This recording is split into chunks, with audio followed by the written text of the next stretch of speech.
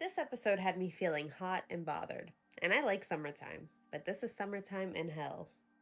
Norma is a painter who spends her days painting the hot sun all day, every day. One of her neighbors informs her and the landlady that he's moving his family up north. The landlady heard on the radio that it's cooler up north in Toronto, but it's hard to get up there with the gas lines and people looting everywhere. He's like, I'll take my chances, and leaves. So this just leaves the landlady and Norma the only two people alone in this apartment. And then Rod Serling comes on and says essentially they're doomed, and that the Earth has changed its orbit, so the Earth is moving closer to the sun every single day. There is no more darkness, and it is sunshine 24/7.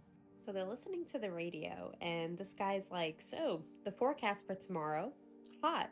And he kind of just starts losing it. He's like, you can fry eggs on a sidewalk, you could heat up soup in the ocean. All the electricity starts to go off, and the landlady's like, ooh, it is a perfect time to panic. She starts berating Norma about painting nothing but the sun. She's like, girl, I will give you $5 if you can paint anything else but the sun. She's like, we see the sun every single day. Read the room, Norma. Now, the landlady is a hot, delirious mess right now, and she left the upstairs emergency door open. So somebody is roaming around in that empty apartment. But Norma's strapped.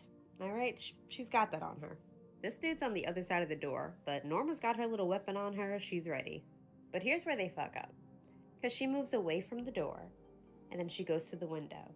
And the landlady is just like, oh, thank God he's gone. Norma's just like, well, wait, no, I didn't hear the door close or open. Tell me how the freaking landlady opens the door so the burglar could get in. The landlady is a delirious liability at this point. So the sticky bandit comes in, he tussles with Nora, he gets her gun. He also berates her about her paintings. He's like, holy shit, girl, we see the sun every single day. But he also tells her that she's actually a really good painter, and that his wife used to be a painter too, before the heat got to her and took away her and his son. He's like, look, I'm not really a bad guy. It's just due to circumstances, shit happens. It's literally just a one-sided conversation. And then he's just like, wow, I don't really need to do this. And then he just leaves. So the landlady notices that Norma has a new painting. It's a waterfall. She's like, oh my God, finally, something that's not the sun. Now the heat is starting to get to her. She's getting very delirious. And she's like, we used to swim in a waterfall just like that when I was a kid. And you know what, Norma? Let's swim in it right now. She just faints. Her paintings are melting. The thermometer is bursting. And then Norma ends up passing out too. The next scene shows a blizzard going on outside, and the landlady is covering up a draft in the window. Norma is on the couch, sweating profusely with blankets all over her. The doctor tells her that she's been running a really high fever, but now it's starting to break. He pulls her to the side and he's like, I wish I had more medicine for her, and I wish there was more I could do, but there isn't much I could do. I gotta get my family out of here. We're going to Florida. The landlady is like, oh yes, I heard on the radio that Miami is warmer. And a scientist said that the Earth has changed its orbit, so now we're moving away from the sun. And sooner or later, it's just going to be all darkness. Norma's over here elated that this was all a dream.